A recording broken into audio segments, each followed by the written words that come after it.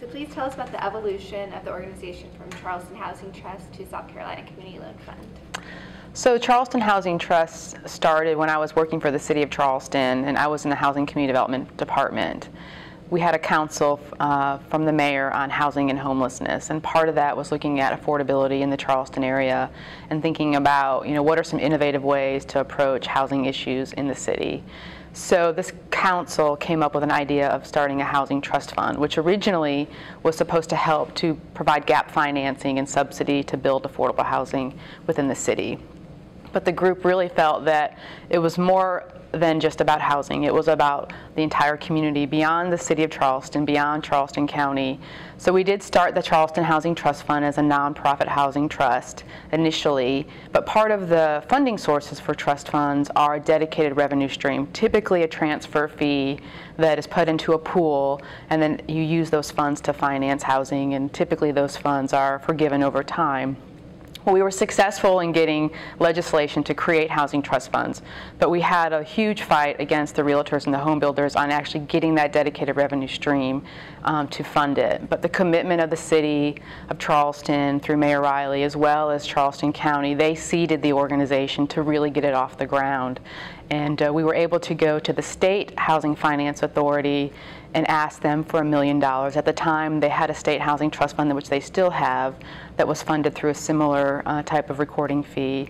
And they funded us $1 million to really kick off the organization. Now, that didn't happen overnight, and a lot of people drove up and down I-26 many, many nights and many days to work with the State Housing Finance Authority and their board of directors there. And I was staff person at the time at the city, and I was helping the city to get the trust off the ground. When the organization got started, they needed an executive director.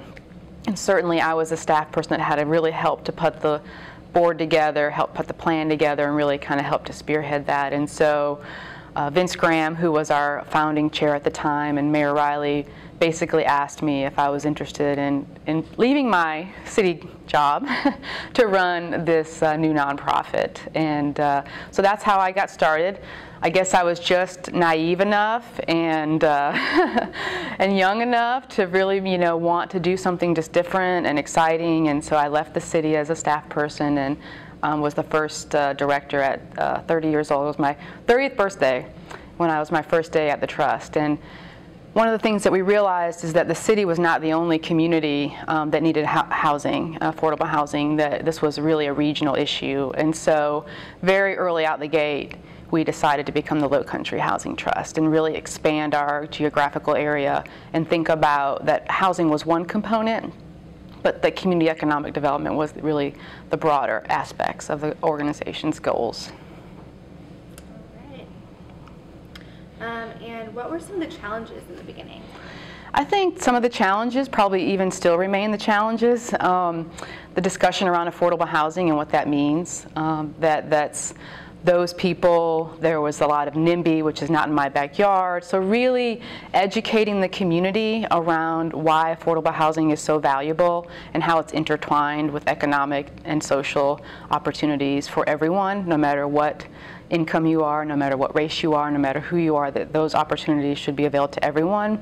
So I think that was really difficult on the front end, and just really educating the community around how this organization could really be a catalyst for not only affordable housing, but for the future of this region. And I think one of the best things that we did was really we became sort of seen as a business.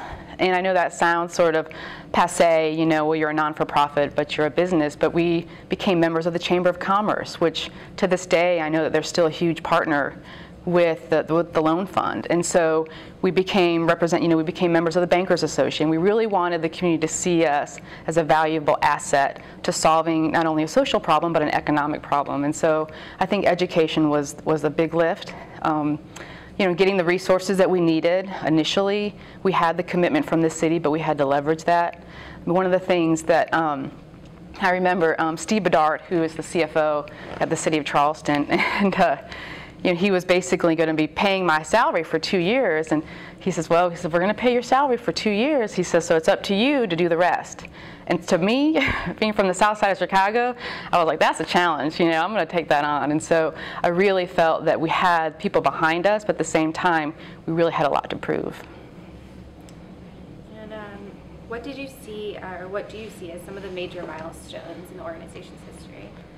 I think that's one of the biggest things that we did at the Trust and now the Loan Fund is we always had this very holistic perspective that, housing was one component to community economic development. So the fact that healthy food, initiatives were needed, the fact that we needed to be looking at small businesses, that we needed to be looking at education, that we always had a very holistic sort of view. And we always focused also on policy, which was really important, that it wasn't just about financing, but about really changing the policies in South Carolina to make this type of work more easily. But I think the milestones were really having that up front, and then surrounding ourselves with really good people. I mean, one of the things that I think I'm most proud of is the people that I worked with, and the board of directors that were so committed. And so we're always, I was telling Michelle earlier about going to a conference that we went to in Albuquerque, New Mexico. And we listened to Jim Collins, and he was talking about good to great and how you move organizations from good to great. And of course, one of the quintessential things is, who's on your bus and what seats are they in and what bus stops are you going to stop on and when do people have to get on the bus and when do they have to get off the bus. And so I think really being able along the way to identify the right people to bring into the organization at the right time, the right board members to bring when we were looking at expanding and really growing. The other thing I think is that we also had in our mind was sustainability. That we could not continue just to gift money away, that we could just provide grant funding. We really had to think about a model that would be sustainable so that when I was gone, when the board of directors, the founding directors were gone, when the mayor was gone, all the people that started this organization were gone, that this organization would be sustainable for the long haul and be able to help the future of affordable housing and community development for long term. And so becoming a CDFI, a community development financial institution, one of the things I did is I said, this organization may not be around much longer if we don't get this dedicated revenue. And knowing the hurdles that we had to overcome and the policy challenges that we were having, I started to look at other best practices across the country. And community development financial institutions were one model, and I was like, well, we're already doing this. This is who we are. We're already doing it. We're already financing. We're already doing this kind of work. This makes sense for us.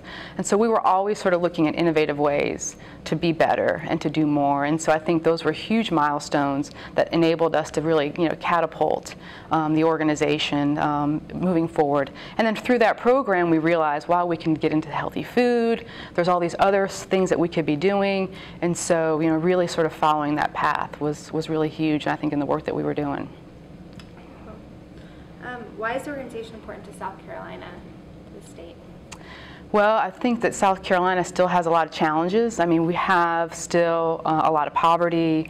We have a lot of social inequalities, economic inequalities. And so this organization helps to provide, so much, not only in terms of housing opportunities, but economic opportunities, and really looking at the South Carolina that most people don't see. The unforgotten, we've heard about the corridor of shame, we hear about all these things, and the South Carolina Community Loan Fund is working in these communities. They're making a difference. They're thinking about all income levels. They're thinking about all walks of life, no matter it's in the rural community or in the urban cities, and really just trying to transform the state so that there will be equitable opportunities for all. And I think at the end of the day, it's about the kids, it's about the children, it's about the fact that when we're gone, what will we leave to them? What will we do?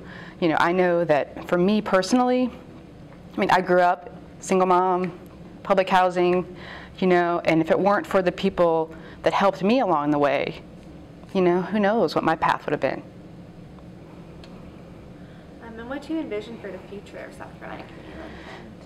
Well, that's an interesting question. I remember, again, at this conference, they have these awards. They call them the Next Awards.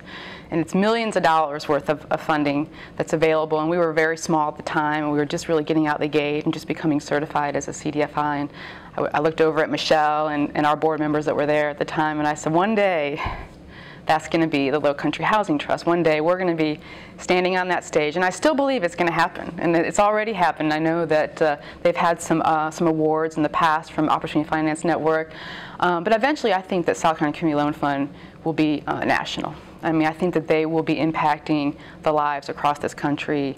I think that they will continue to uplift the resources that they've been able to leverage, and I think they'll continue to make policy changes. And I mean, I'm just proud that I was a part of it, to even say that I was here when we were in a room that was about 200 square feet with no windows, and the #1 goal for the next year was that I would have an office with a window. So the fact that now that the loan fund is statewide, they're doing stuff across the country, they're very high regard in the industry. I said I'm just really proud that I was a part of it, and proud that I was able to work with the staff. One of the #1 things is the fact that the best thing that you can do as a leader is surround yourself with really good people, and that's what I was able to do, and that team continues today, and I'm just proud that I was there.